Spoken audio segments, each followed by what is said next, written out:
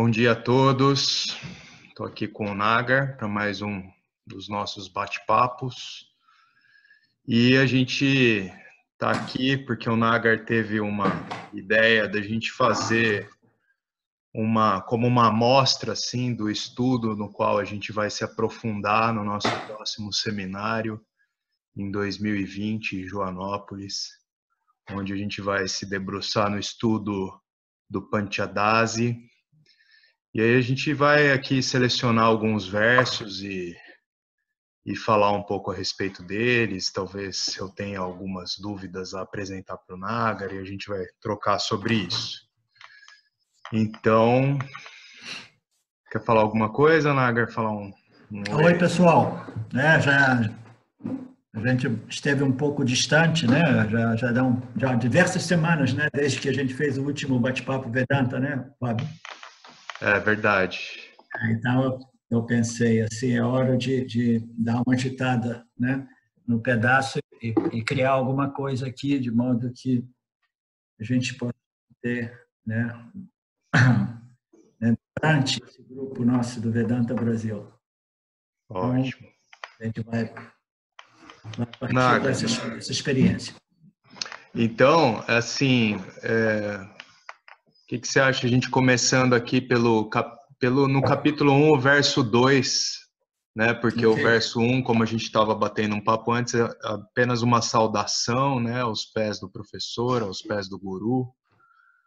E aí a gente tem no verso 2 algo mais relevante aqui que a gente poderia contemplar, onde é dito assim: essa discussão que revela a discriminação entre o ser e o não ser é empreendida para a compreensão clara daqueles cujos corações foram purificados pelo serviço aos pés do Guru. Então, a gente fala bastante, né, Nagar, da importância dos estágios preparatórios para que ocorra uma boa contemplação e assimilação do conhecimento revelado pelos ensinamentos vedantinos. E nesse verso, uma coisa que me chama a atenção aqui é que parece também ter uma ênfase no valor, né? Um valor que tem que ser dado à linhagem, né? Compreender a importância desse conhecimento passado por um professor qualificado para transmitir esse conhecimento, né? E, portanto, há uma valoração do professor, né? Uma importância a essa relação com o professor. O que você acha? Você acha que isso eu estou acrescentando ou isso está contemplado de Sim, certo não, modo? isso existem diversos aspectos nesse verso, né? É, Então, um dos primeiros é que o Panchadasi, né? Essa discussão significa o tema, né? Que é um texto muito extensivo, né? Muito vasto, são mais de 1000 versos. Então, essa discussão, esse livro, esse texto, que revela, né, que explica, elucida como fazer a discriminação entre o ser e o não ser. Então, o que ele começa por denotando que esse é um trabalho semelhante ao texto do Viveka Chodamani, né? O Viveka foi escrito por Shankara, esse aqui foi escrito por Vidyarani. Vidyarani. Mas eles, mais ou menos, eles estão na mesma linha, significando dizer que ambos eles são discussões ou estudos para indivíduos cujas mentes já foram, de um certo modo, preparadas e purificadas através desse relacionamento entre o professor e o aluno, como o Fábio disse, né?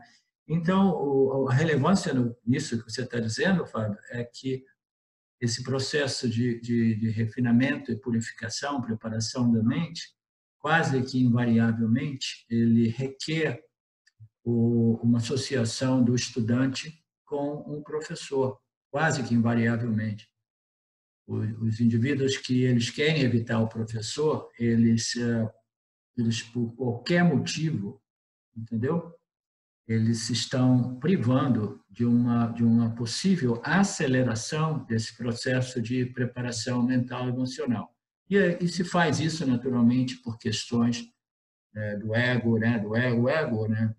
É quase sempre infantil, né? O ego infantil, ele sempre procura dizer, não, eu sou autossuficiente, eu não preciso de ajuda de Ishvara, de Deus, de professor e de ninguém. Eu vou resolver meus problemas por mim mesmo, porque eu me criei, eu me sustento, eu controlo a minha vida e eu resolvo meus problemas. Então, esse é o aspecto do ego infantil de quase todos, né? Então, como você diz, Fábio, esse texto é um texto reservado para estudantes, né, mais preparados. É um texto que não cobre, né, os temas de ação e resultados de ações, karma, dharma e outras yogas. É praticamente uma compilação, uma seleção dos ensinamentos mais importantes do Jnana Yoga do Vedanta, dos Upanishads, em outras palavras, né?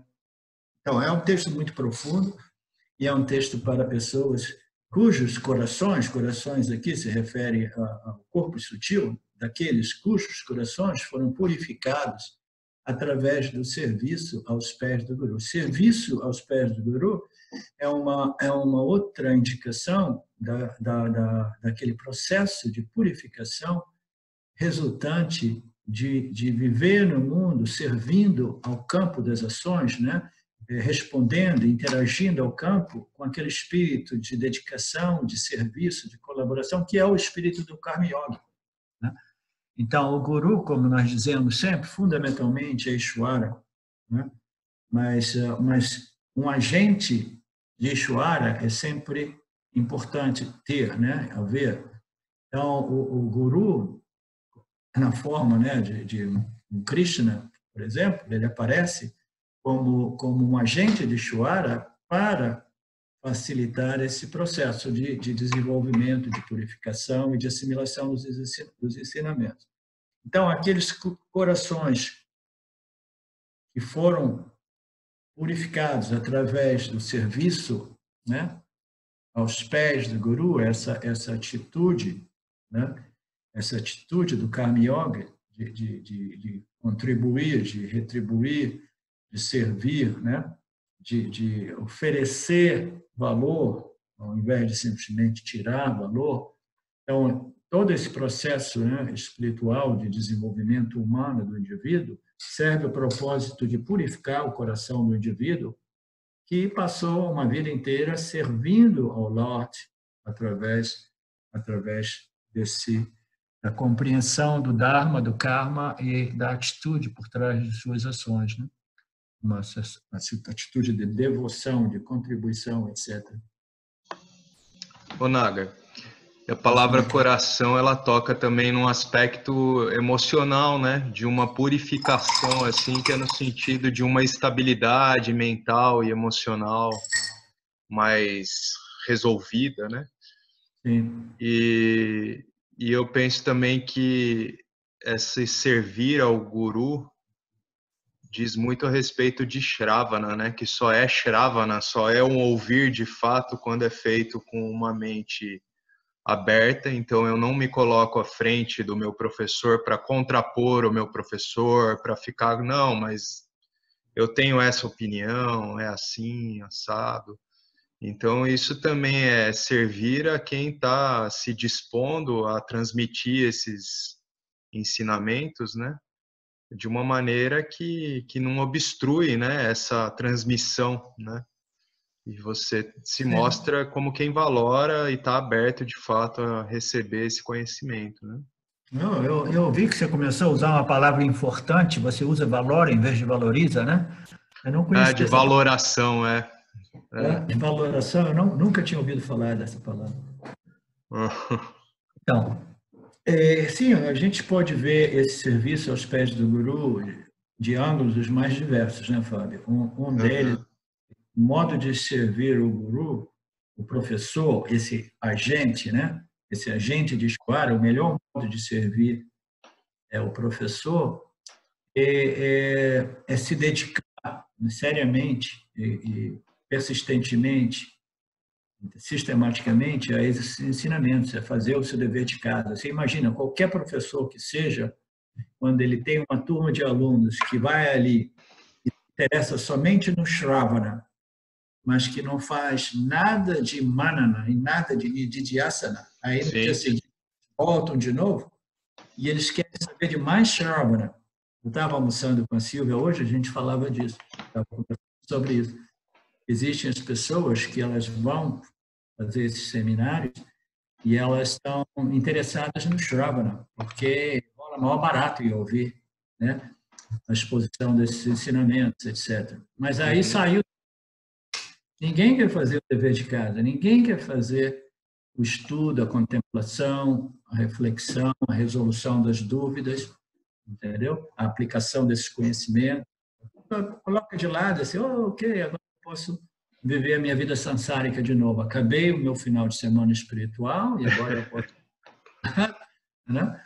Então, o professor se encontra numa situação assim, putz, grilo, isso aqui não tem nunca fim isso, não? Porque as pessoas voltam de novo, aí elas voltam para Santara, aí volta aqui de novo, elas querem ouvir tudo de novo.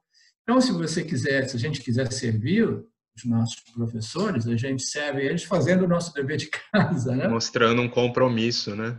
E para facilitar o trabalho do professor, senão você tem que ficar suando a camisa sozinho, como a gente diz, né? Então, futebolística, né? Mas é um compromisso mesmo com os 3 estágios, né? Esse primeiro estágio, ouvir, que é o terceiro estágio, o primeiro estágio após os estágios preparatórios.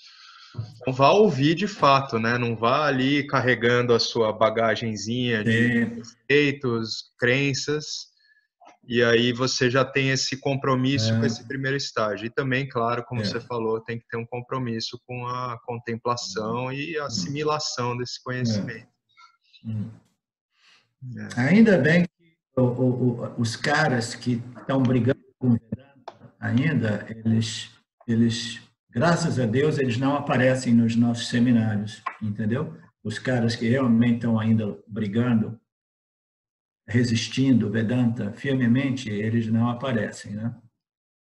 Mas como você está dizendo, até mesmo o Shravana é difícil para a grande maioria das pessoas no mundo espiritual. Pessoas que vivem no mundo espiritual totalmente identificadas com as suas noções e ideias, elas, quando chegam no Vedanta, elas começam imediatamente a filtrar tudo e rejeitar tudo aquilo que não é compatível ao seu programa espiritual, ao seu condicionamento espiritual. Agora, como eu disse, ainda bem que essas pessoas, elas não vêm aos seminários. O Vedanta ele vai filtrando naturalmente essas pessoas, principalmente quando você se apresenta de um certo modo, dizendo, aqui, nós não estamos aqui para convencer ninguém e nem para fazer disputa entre, entendeu? A minha escola espiritual contra a sua escola espiritual. A gente está aqui para simplesmente fazermos o nosso trabalho e os interessados são muito bem-vindos e os não interessados que permaneçam distante do grupo, né? Então, tá bem. É isso, né? Na Índia, quando eu ia ali no Vanamalai, eu era mais exposto a pessoas que vinham mesmo para brigar, porque ali rola de tudo na Índia. Tem gente, então, tem pessoas que iam realmente para brigar, se confrontar, né? Essa coisa dos debates, né, meio que também permeia um pouco alguns aspectos da tradição cultural, mas a gente sabe que isso não serve para nada, né? Não tem nada de pessoal, a gente está aqui para apresentar Vedanta. Quem não está interessado nesse Vedanta, né, na essência do que é o conhecimento vedantino, pode ir procurar continuar ali, né, nas suas sendas espirituais sem precisar ficar se confrontando com o Vedanta, né? Eu não tenho nenhuma tendência ou aptidão por debate, nunca tive, entendeu? Eu acho um desgaste de energia Exato. necessário. E no Vedanta mesmo, a gente não tem muito esse poder convencer ninguém, entendeu? A gente É, sabe que quando o indivíduo estiver pronto, ele vai se sentir naturalmente atraído pelos ensinamentos do Vedanta e vai encontrar, Ishvara vai guiar eles a um professor. Então, o debate ele pode servir para outras pessoas, né, outros círculos, mas dentro do Vedanta, naturalmente, quando o Shankara ele exercitou o seu dharma de fazer todo esses debates, né, dentro das outras filosofias espirituais, ele fez por questões dhármicas, porque a cultura védica precisava mesmo de algumas pessoas que fossem ali confrontar esses. São coisas. Eu falei no outro dia para você, eu acho que eu comentei também numa postagem no Facebook, que eu tô entrando em contato com o Paramartananda, eu conheci uma pessoa que é discípula dele, e ela está curtindo os meus satsangs inscritos, a gente trocou algumas ideias, que e legal. ela está me introduzindo para o Paramartananda, e eu vou falar para o Paramartananda sobre esse, por exemplo, entendeu? Por quê? Porque existe um certo limite de tolerância do ponto de vista dármico e adármico que nós também precisamos respeitar, nós que somos parte dessa tradição, entendeu? A gente também tem que colocar limites, né?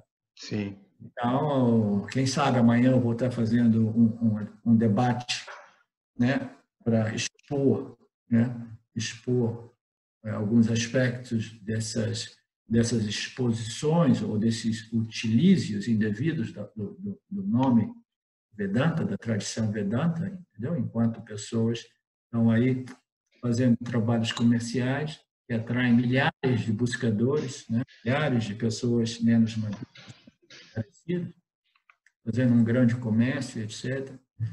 Então, a gente nunca pode dizer never, never say never, mais say mais, né?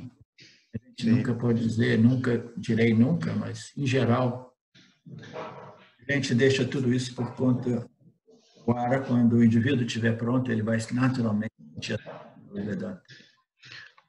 Parece ser um pouco adármico, né? Você se valer de ter acesso a uma tradição e tal, para depois tentar pasteurizar isso, assim. Você, para conseguir um público maior, você vai reduzir o Vedanta, né, a um nível que você vai abarcar um pouco daquela coisa de acolhimento emocional e aí cria aquelas sangas Não, é muito para extravasar, infantilidade, né? é infantilidade, é É, picaretagem, é picaretagem pura, entendeu? é. Eu tive dando uma olhadinha rápida, assim, em alguns dos vídeos, picaretagem mesmo.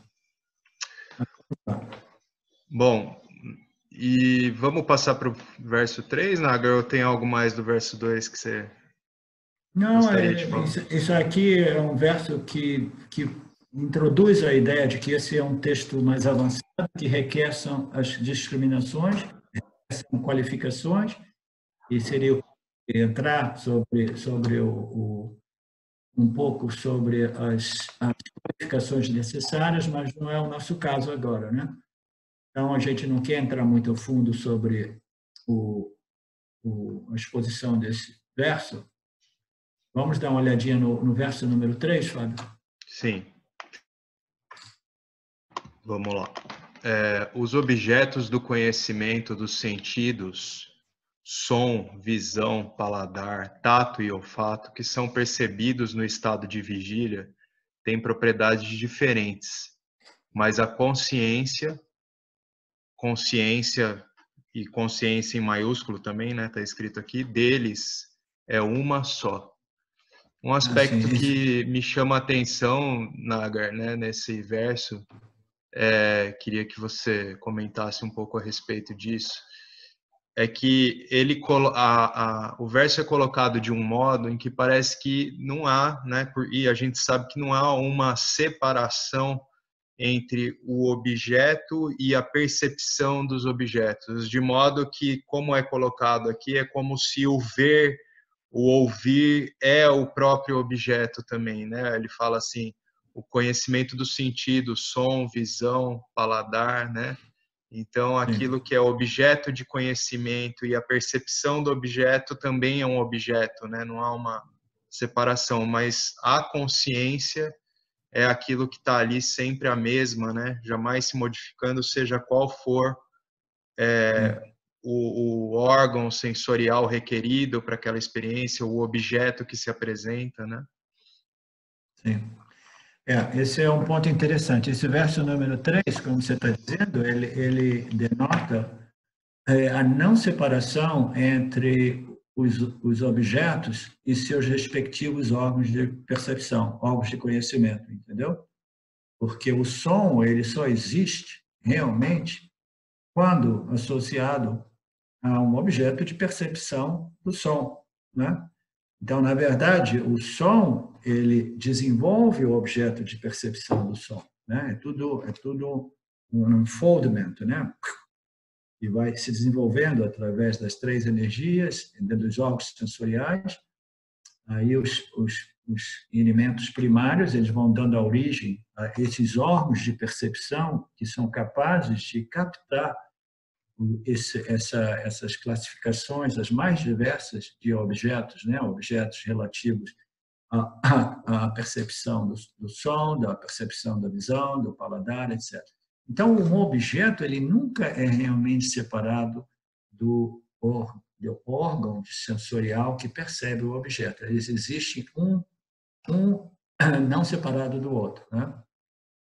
E todos esses objetos eles são percebidos mais claramente, né, no estado de vigília. Então, esses objetos eles têm propriedades diferentes. Então, até mesmo dentro da classificação de todos os objetos relativos ao som, né, existe uma variedade enorme de objetos sonoros, né, que são distintos um dos outros, né, segundo as suas características e propriedades, né? Então, os objetos, em geral, sejam eles, né, do som, visão, paladar, tato e olfato, e entre eles, antes, existe uma variedade imensa, né, infinita, de características, propriedades diferentes dessas percepções, né? Então, tudo isso é parte dessa pluralidade oferecida por Maya, né? A combinação das 3 energias com os elementos, criando essa infinidade pluralística de objetos de percepção. Então, todos esses objetos de percepção no estado de vigília, eles têm propriedades diferentes. Mas a consciência deles é uma só. Então, existe uma coisa intermediária aqui entre essa percepção de um objeto e a consciência. Entre a percepção do objeto e a consciência, a gente pode dizer que existe aquilo que nós chamamos de uma experiência. Então, o que é a experiência? A experiência é o órgão sensorial em contato com um dos seus respectivos, ou os órgãos sensoriais em contato com os seus respectivos objetos, né, de percepção, né, de conhecimento. Então, os órgãos sensoriais, quando eles se associam aos seus respectivos objetos de conhecimento, eles produzem aquilo que a gente chama de experiência. Aí a gente diria que cada experiência é distinta, né? Porque os objetos são distintos, né? E porque a mente do indivíduo que tem essa experiência também é distinta, tem uma capacidade diferente de interpretar aquele contato, né? Então, existem todos esses níveis que a gente pode dizer que eles são diferenciáveis entre eles, até mesmo a experiência do ponto de vista do indivíduo é um pouco diferente em relação aos mesmos objetos de conhecimento, né? Mas, fundamentalmente, tudo isso, dentro de tudo isso, existe esse pano de fundo, que a gente poderia dizer, que é a experiência em si, a experiência não personificada, né? A experiência nada mais é do que a consciência, através dos órgãos sensoriais, da mente, né? Que é esse aspecto do corpo sutil que interpreta né, esse contato dos órgãos sensoriais com os seus respectivos objetos de conhecimento, a mente que integra e interpreta, né, tudo isso compõe uma experiência, né, uma experiência específica que existe dentro do âmbito daquilo que a gente chama experiência impessoal. Experiência nada mais é do que a consciência em contato com o objeto através da mente, os órgãos sensoriais e os objetos do campo, né? Então, existe essa experiência dualística, né, derivada da consciência, né, o reflexo da consciência em Maya, produzindo o campo e o percebedor do campo, que produz o que a gente chama de experiência. Então, essa experiência não personificada, a gente pode dizer que essa experiência é uma só, entendeu? É a consciência em contato com os objetos de conhecimento através desse médium chamado mente e órgãos sensoriais, né? Todo mundo sabe o que é uma experiência. E num nível mais absoluto, né, existe também a consciência que conhece os objetos, né, que permanece sempre inalterada, né? Esse é o único princípio realmente absoluto, porque até mesmo a experiência, ela não é independente e livre, ela depende da consciência, né?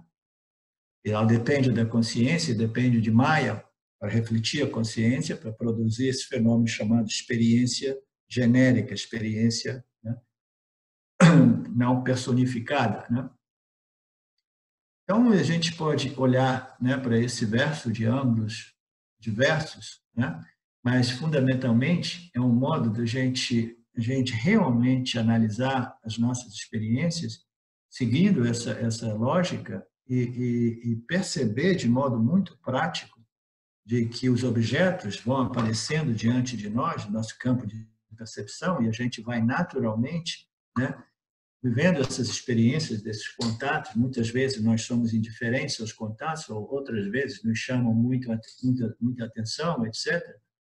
Mas, fundamentalmente, existe essa luz, essa presença, existência, consciência, que permanece sempre inalterada e não afetada, né, independentemente da experiência ser uma experiência de prazer ou de dor, o objeto sensorial de prazer ou de dor. Então, o importante em todos esses exercícios é que esses exercícios eles não permaneçam somente a nível mental, intelectual, mas ele seja integrado na minha experiência, a gente possa perceber, é verdade, eu estou experimentando isso, e eu percebo que as experiências são diferentes, elas são coloridas pelas propriedades desses objetos, são coloridas pela interpretação da minha mente, mas eu percebo que existe essa luz da consciência que permanece inalterada, não modificada, né, não afetada. Então, essas são as the jewels, as joias, como a gente diz, the jewels, As joias. as joias que a gente precisa de extrair, entendeu? Desses versos, né? É própria essa reflexão nossa existencial, né, direta, de fato, de que eu não me modifico, a mente se modifica, as experiências se modificam, os objetos se modificam, né? Mas eu não me modifico. Muito bom.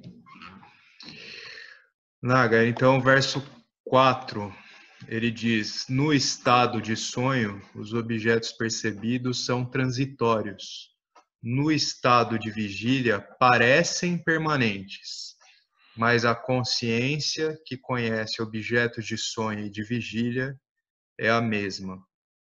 Sim. O comentário que eu faria a respeito desse verso é que a gente sabe que ambos, né, a realidade do sonho e a realidade aparente em estado de vigília, elas são transitórias, né? Mas em comparação, a realidade do sonho, ela é muito mais efêmera do que a realidade no estado de vigília. E a realidade do sonho, ela pode até mesmo parecer desafiar as leis físicas do macrocosmo, né? Você pode, de repente, voar, você tem elementos simbólicos, sei lá, você tá abre uma porta que você, de repente, está na Índia, né? Então, desafia o espaço-tempo de um modo geral, mas tudo o que acontece no sonho é um extravasamento de vasanas e que, portanto, é o resultado daquilo que são um conjunto de elementos de percepção da realidade no estado de vigília, né? Mas tem essa transitoriedade que é diferente, né? E a maneira como é o funcionamento de ambas as experiências, do sonho e em vigília. Mas, fundamentalmente, os dois são transitórios, né, Nagar? E Sim, os depois ele dois. fala que é a mesma, né? Então, a consciência que conhece ambos é a mesma, assim como a consciência no sono profundo, como a gente vai ver nos versos seguintes, né? Aí já dá para a gente uma mostra, né, da análise dos três estados de experiência. Ele começa apresentando o estado do sonho, né? Primeiro ele apresentou rapidamente, no verso 3, no estado de vigília. Agora ele apresenta no estado do sonho, os objetos percebidos, eles são mais transientes, mais transitórios, né? Uhum. Então, eles são muito mais sutis, vagos, não são muito bem estruturados pelo paradigma espaço-tempo, que é muito bem estabelecido no nosso estado de vigília, né? Uhum. A estrutura do estado do sonho é uma estrutura muito flexível, porque são simplesmente impressões mentais, emocionais, que elas ficam se projetando, né? É uma realidade puramente objetiva e você pode rapidamente, né, a vida inteira, né, sonhar uma vida inteira rapidamente em um pouco mais de 1, 2, 3 minutos de sonho, né? Pode viver uma vida inteira. Então, é um estado onde os objetos eles simplesmente aparecem e desaparecem rapidamente, são impressões muito sutis, né? E que no estado do que no estado de vigília. São transtornos. No estado de vigílias, elas parecem ser permanentes. Então, o que é mais relevante aqui é o que o Fábio falou. No estado de vigília, essa estrutura, né, dos objetos que parecem reais, eles parecem ser muito mais sólidos, muito mais tangíveis, até mesmo parecem ser permanentes. Mas, como a gente sabe, fundamentalmente, até mesmo no estado de vigília, os objetos eles estão se modificando de um momento ao outro. Por isso, o ditado, né, que você nunca pode dizer bom dia para a mesma pessoa 2 vezes, porque você encontra com a pessoa, ela tá indo para a padaria, você fala bom dia. Quando ela sai da padaria, você fala bom dia, ela já é uma outra pessoa, porque as, as células do indivíduo estão se modificando, a mente do indivíduo está se modificando, a sua anatomia está modificando, tudo está se modificando o tempo todo, né? Você está se modificando, então você não é a mesma pessoa dizendo bom dia. Então, tudo se modifica, muito embora essa modificação não seja tão aparente quanto no estado do sonho, né? Então, mas a consciência que conhece os objetos do sonho e da vigília, então nós estamos fazendo uma análise desses dois estados muito rapidamente, uma introdução, dizendo que a consciência que conhece os objetos, tanto os objetos do sonho como os objetos de vigília, é a mesma. Esse é o objetivo da análise dos três estados, né? É analisar esses estados de ângulos os mais diversos até a gente perceber e reconhecer e determinar claramente de que tudo que é experienciado dentro dessa dualidade sujeito-objeto é constantemente em modificação, mas existe um princípio que é sempre inalterado, né? Existe esse princípio que é a nossa real natureza como consciência. Esse princípio, ele era ali quando a gente estava dormindo em sono profundo, ele é ali quando o sonho aparece, né? Não é que a gente aparece com um sonho, a gente já era ali curtindo o estado chamado Ananda Maya Kosha, né? Que é ilimitada paz derivada da ausência da dualidade sujeito ao objeto. A gente já era ali. Né? Aí aparece o sonho, a gente era ali. Aí, quando o sonho acaba e a gente acorda, abre os olhos, né? A gente não é que a gente aparece depois que a gente modifica, né? Depois que a gente passa, deixa de ser o Jiva em estado de vigília, né? O Vishwa, quando o sonhador, Tejasa, se torna o Visha, não é que o Vishwa aparece do nada, é o mesmo princípio que simplesmente ele permanece inalterado, ele não aparece com um novo estado, entendeu? Então, essa real natureza de nós mesmos como consciência é sempre a mesma através dos três estados. Ela não se modifica como aparentemente, né? Como ela parece se modificar. Oh, eu era um antes, agora eu sou um outro. Agora não. É sempre o mesmo princípio que permanece inalterado, né? Então,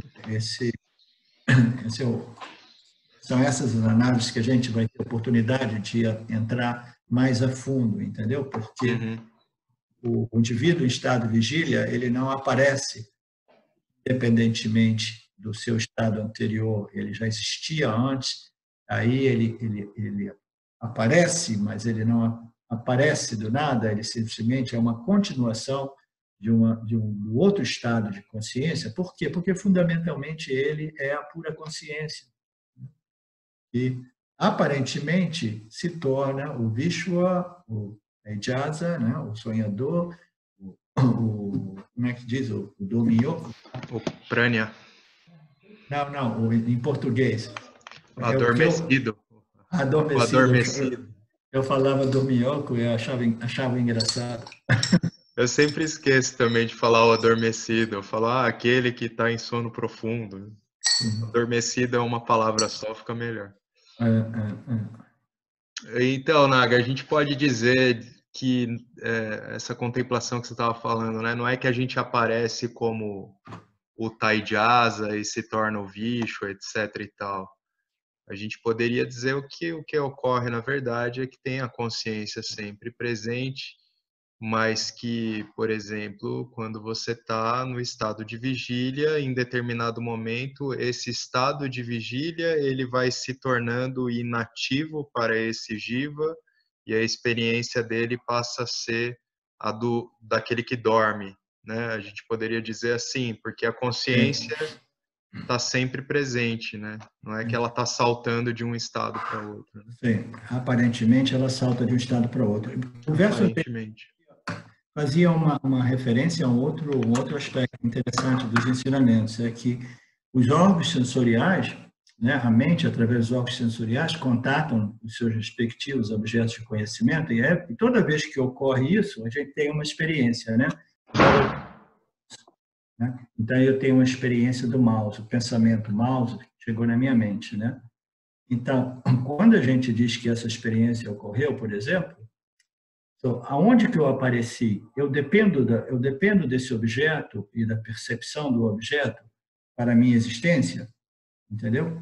Eu sou um subproduto desse objeto e do contato? Não, entendeu? Esse objeto apareceu aqui, mas eu era presente antes do objeto. Antes do objeto, por exemplo, eu tinha isso aqui, eu estava presente como isso. Então, essa confusão entre mente e a consciência é isso que, como mente, eu sou presente com o pensamento, o lipstick, a manteiga de cacau. Estou presente como pensamento, conhecimento, a manteiga de cacau. Agora eu sou presente como o mouse. Agora eu estou presente.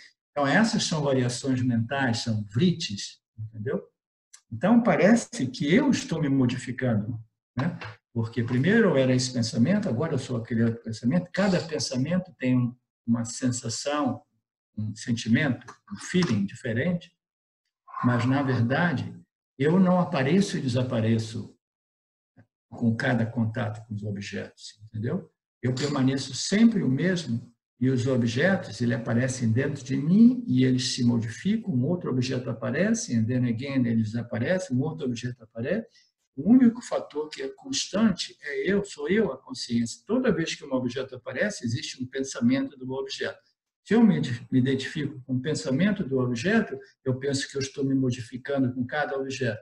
Mas se eu me identifico com a consciência, eu sei que eu não me modifico, somente o pensamento do objeto e o objeto se modificam, porque os pensamentos eles são um produto do contato, da interação com os objetos do campo, né? Então, essa é uma outra análise que é muito importante a gente fazer do ponto de vista prático, de novo, para a gente se tocar, reconhecer o fato de que eu não me modifico por nenhuma experiência. E aí a gente pode expandir isso, né, e dizer assim, nenhuma experiência, não mais uma experiência, né, como essa, mas uma experiência mais complexa, entendeu? Uma adversidade grande, uma situação, uma crise, um problema de saúde, uma perda de um ente, de uma pessoa querida, entendeu? Então, eu falo, a mente se modifica, o objeto, cada vez que um objeto se apresenta para mim, existe uma modificação do estado da mente, mas eu não apareço e desapareço com cada um desses objetos de experiência, e eu sou esse princípio que não se modifica, porque as modificações elas requerem um background, um fundo, uma base que não é modificada. É Então, a estável. gente não teria capacidade, a gente não teria capacidade de reconhecer as modificações que ocorrem. Exato. Né? É preciso ser esse princípio estável, de modo que você possa reconhecer modificações, variações, instabilidades, etc. Então, todas essas são análises que a gente vai ter a oportunidade de exercitar mais profundamente durante o nosso encontro, e são coisas que é parte do nosso Nididhyasana, é constantemente passar algumas horas estudando Vedanta com esse tipo de atitude realmente de um explorador, um investigador, né? De um investigando prático, existencial, né? Não puramente intelectual, mental. Né? Ô, Nagar, eu Sim. vou fazer uma pausa na nossa gravação para a gente retomar em um instante, porque eu estou vendo que está uma instabilidade aqui e a energia da casa aqui, ela caiu, tá como se fosse uma meia fase. Eu nem sei como é que a gente está conectado. Deixa eu só dar uma olhada nisso e a gente já volta. Bom, então retomando aqui, vamos ao verso 5 agora então, Nagar. Sim, Fábio. Despertando do sono profundo, a pessoa se lembra conscientemente da falta de percepção dos objetos. Como só se lembra de objetos previamente experimentados, fica claro, no sono profundo, a falta de conhecimento de objetos é experimentada. Então, Nagar, o que parece que fica claro para a gente, quando exatamente fica clara a experiência do sono profundo, é no momento em que a gente acorda no estado de vigília e tem uma memória desse lapso de tempo, desse intervalo em que não houve experiência de formas, né? Não foi revelada a experiência tal como a gente é acostumado, né? A conferir a consciência, né? A gente tem o hábito de conferir consciência conferindo a realidade aparente, né?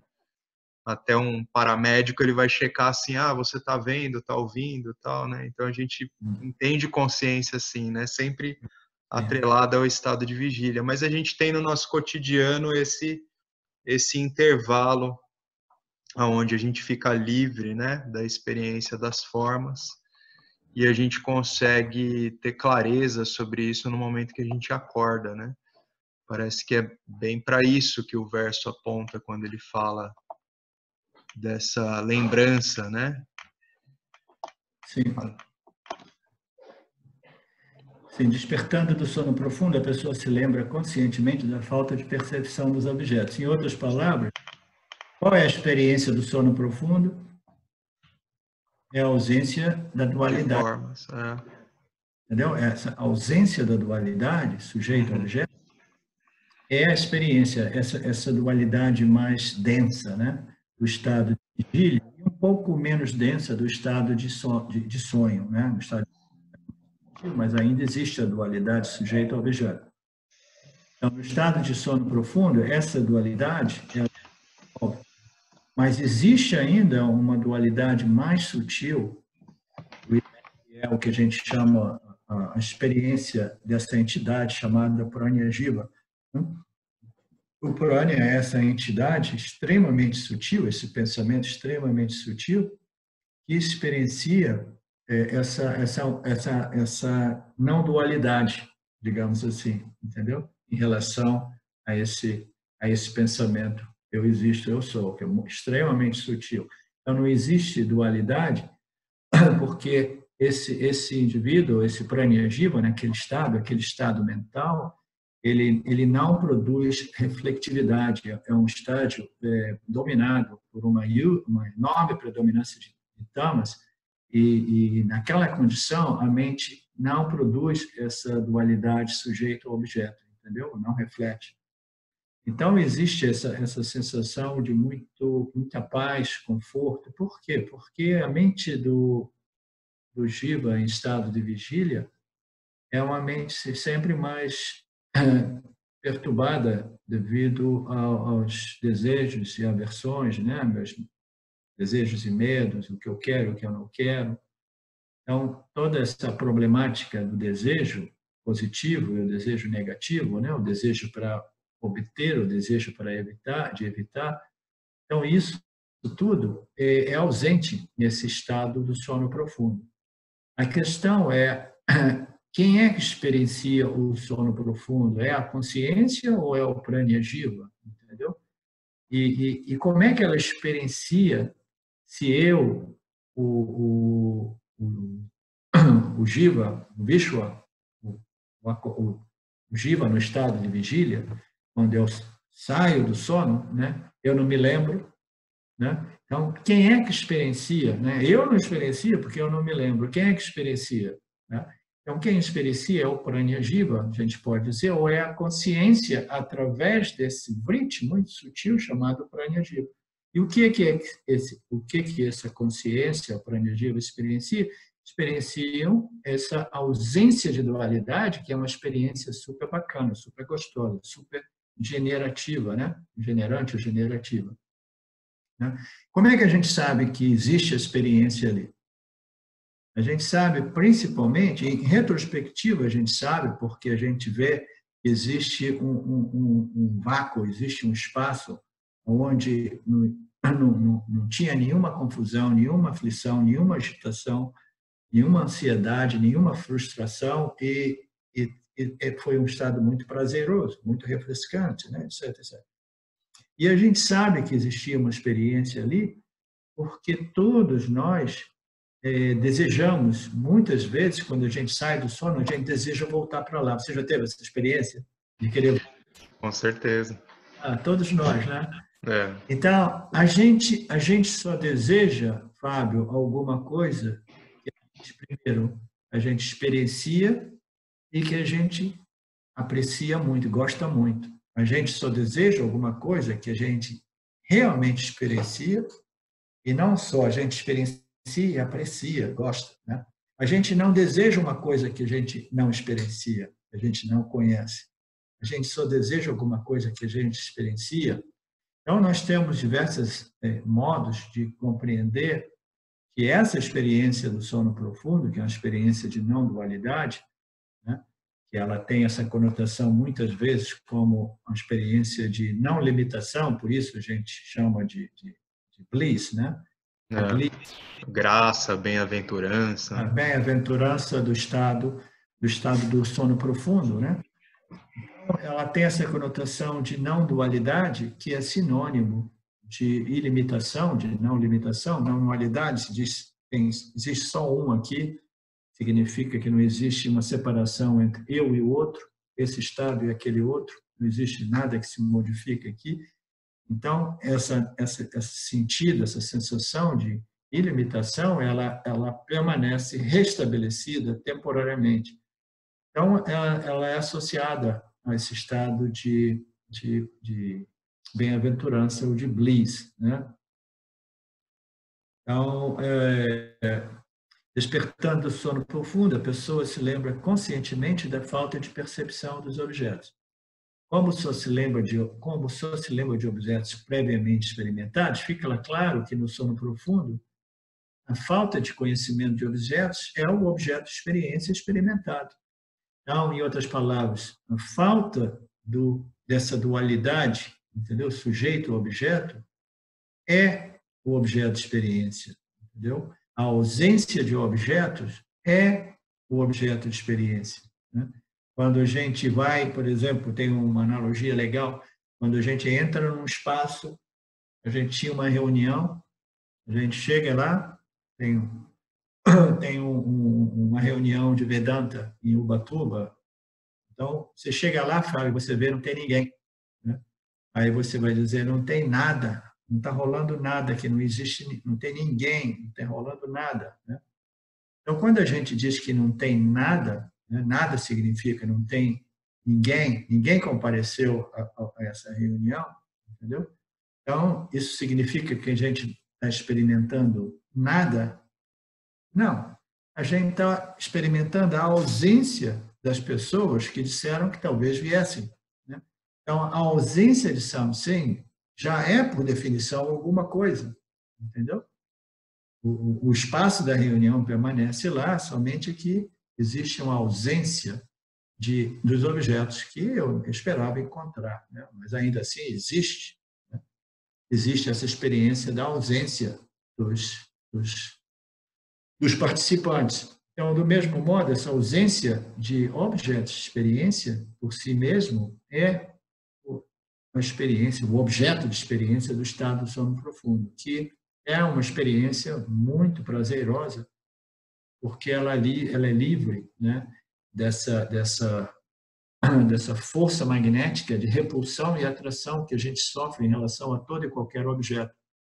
Quando a gente é no estado de vigília, imediatamente nós somos sujeitos, né? Quanto mais persistente e densa for a ignorância do indivíduo, mais ele vai ficar sujeito a essa força magnética de atração e repulsão que perturba a mente do indivíduo, entendeu? Compromete a capacidade discriminativa do indivíduo, né? Então, Nagar, aí entra uma pergunta que eu ia te fazer, né? Porque essa não dualidade da experiência do sono profundo, ela ainda não é uma não dualidade de fato, né? Porque essa ignorância das formas, ela se torna um outro objeto, né? Então há uma dualidade entre a consciência e esse estado de ignorância das formas, onde as formas não são reveladas, que se torna um outro objeto. Até mesmo um objeto muito desejado, né? Que todos nós apreciamos dormir bem, né? Profundamente. O que significa dizer que essa não dualidade, Fábio, experimentada no sono profundo, a não dualidade experimentada no sono profundo, a não dualidade experimentada no estado de samadhi, nirvikalpa samadhi, são não dualidades que não têm muito valor, não tem quase nenhum valor, tem o valor de refrescar o nosso sistema, nossa mente, etc.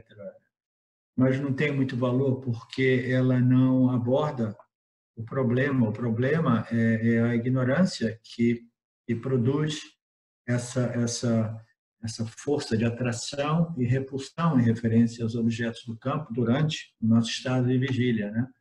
Então, essa não dualidade, ela não é uma não dualidade que libera, é uma dualidade que suspende a aflição do jiva por um período de tempo, de modo que ele possa reabastecer as suas baterias, né?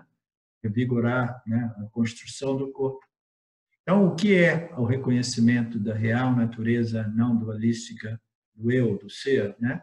É simplesmente essa firme, sempre presente, né, sem nenhuma dúvida, convicção de que eu sou a consciência e a consciência é um sem nada mais. Tudo isso é uma sobreposição, tudo que existe é somente essa consciência dentro do qual esses objetos se modificam e a mente, que é um outro objeto, né, se modifica e eu sou esse princípio, que na verdade sou a única realidade. Então, esse conhecimento é o conhecimento da essência livre e independente de tudo que existe no universo como consciência, né? Simples e infinitamente não limitada. Então, isso só é possível através do conhecimento, e esse é um conhecimento que só é possível para os vivos humanos, porque nós somos os refletores dessa consciência. Somente nós podemos compreender a natureza que nós somos, a natureza daquilo que nós somos, através da nossa inteligência. Então, essa não-dualidade, em referência à natureza de tudo e de todos, só pode ser obtida através da mente do vivo humano, e isso simplesmente é um conhecimento, entendeu? Não é realmente experienciável do ponto de vista que quando tudo desaparece no estado de Nirvikalpa Samadhi, quando tudo desaparece no estado de sono profundo, a minha experiência ela é inexistente praticamente, porque a mente não está ali para experimentar nada. Existe o Pranya Jiva, que é totalmente inconsciente, é um vritti quase que totalmente inconsciente. Então, você não pode obter nenhum conhecimento, você não consegue evoluir, crescer através desses estados mentais. Por quê? Porque o seu intelecto, a sua mente, elas são desligadas, elas são suspensas, né? Então, não existe muita valor nesses estados, né? Esses estados, eles servem como indicadores de algumas coisas, né? De alguns fatos, como esses, a gente utiliza esses estados para explicar o fato de que aquilo que permanece sempre presente é a consciência, né? E que os estados mentais, etc., se modificam com os objetos.